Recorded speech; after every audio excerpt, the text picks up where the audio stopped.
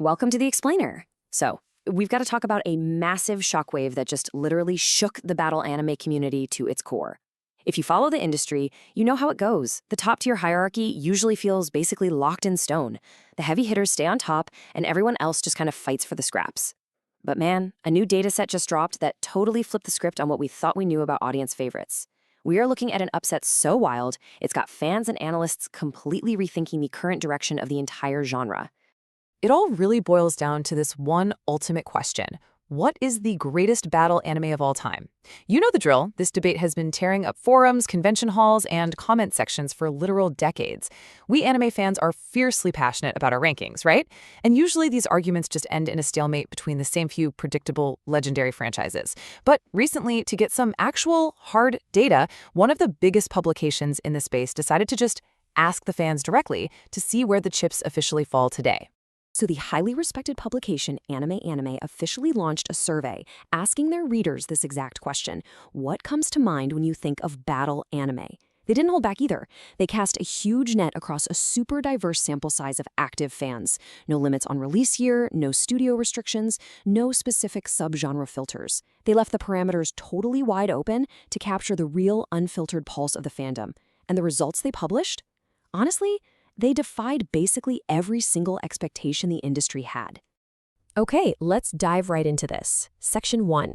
Breaking down the ranks, the ultimate upset. When the tabulated data came out, it revealed a genuine David versus Goliath scenario. On one hand, you've got your expected winners, the absolute industry titans. We're talking Demon Slayer, Dragon Ball, and Jujutsu Kaisen. Global juggernauts pulling in billions and basically defining modern pop culture. But then, the actual winner of the survey was Bungo Stray Dogs. It completely outperformed those massive Goliaths by a seriously significant margin. So why exactly did Bungo take the crown here? Well, it really highlights a shifting preference among modern viewers. Fans are definitely gravitating towards Bungo's unique fusion of literary figures with complex abilities, leaning heavily into psychological warfare and deep character development. It's a distinct, noticeable pivot away from the traditional raw power scaling and massive beam struggles that usually just dominate the genre. Now, what's really interesting about this slide is the sheer chaos of these ties. It reveals a highly fragmented fan base. If you look past Bungo Stray Dogs sitting all alone up there at number 1, you hit a massive three-way tie for second place between Demon Slayer, Dragon Ball, and Jujutsu Kaisen. Then rank 3 is another tie with Gintama, Togenanki, and My Hero Academia. But rank 4?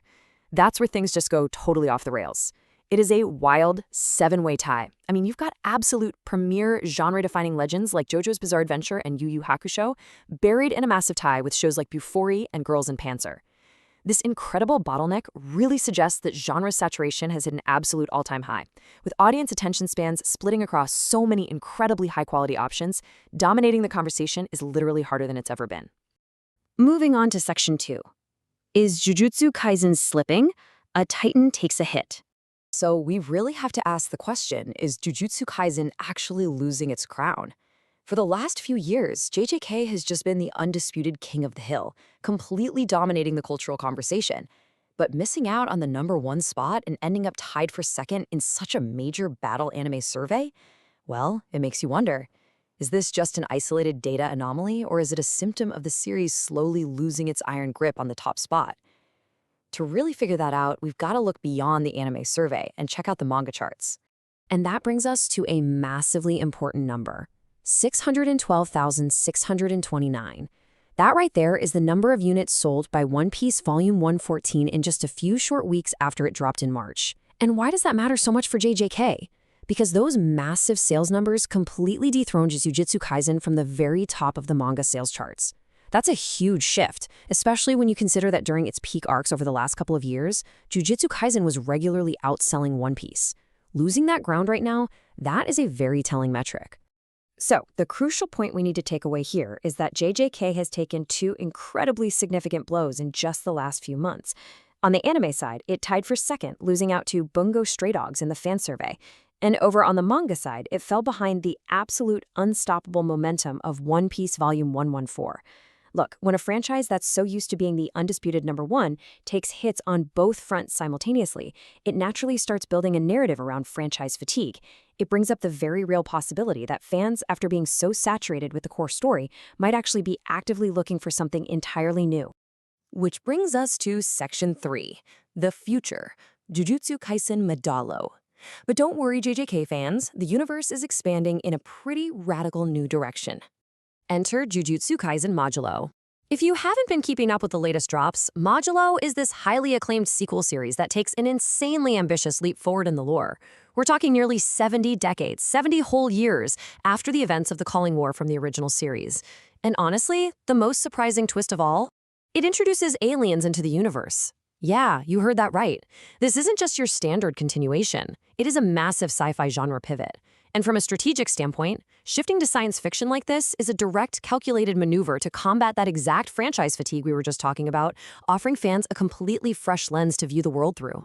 The new series actually moves past our original cast and instead follows two new Jujutsu sorcerers, Shirugi and Yuka Okatsu.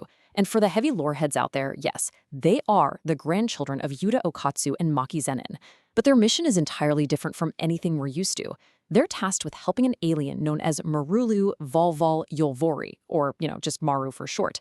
The whole core goal of the narrative is to gauge whether Maru and his fellow Sumerian alien race can peacefully coexist alongside humankind. It's honestly a brilliant way to reinvigorate the series, stepping away from the familiar curses to tackle an intergalactic threat and dive into deeply complex themes. And this brilliantly illustrates the timeline, mapping out the sheer, massive scale of MAPPA's expanding universe. It's driven by some incredible studio ambition. You have the original anime debuting back in 2020, eventually leading us right through the massive Culling War arc. Then, boom, the lore jumps forward 70 years for the Modulo timeline. The Modulo manga debuted in 2025, quickly becoming a massive hit over its 3-volume run. And just recently, on May 1st, 2026, the final volume of the Modulo manga was released over in Japan, fully accompanied by an official anime preview. I mean, that is just a relentless pace for franchise world building. But wait, if a sci-fi alien sequel series wasn't enough for you, earlier this year, Jujutsu Kaisen Season 4 was officially confirmed to be in production for the core timeline. While we don't have an exact release window just yet, this definitely proves the franchise is keeping its foot firmly on the gas. It does present a pretty fascinating strategic dilemma, though. Like, does running a sci-fi spin-off simultaneously with a core timeline season risk further oversaturating the market and feeding into that franchise fatigue? Or is this massive, double-pronged assault exactly what JJK needs to completely dominate the cultural conversation once again? Which really leaves us with this final, provocative thought to ponder. Bungo Stray Dogs achieved an incredible, undeniable victory in that latest battle anime survey, and One Piece definitely took back the manga crown.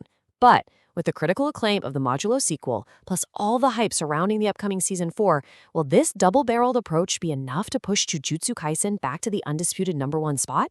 The anime landscape is honestly more competitive and unpredictable than it's ever been, and I absolutely cannot wait to see how this battle for the top spot plays out. Thanks so much for joining me on this explainer, and definitely keep your eyes on the charts.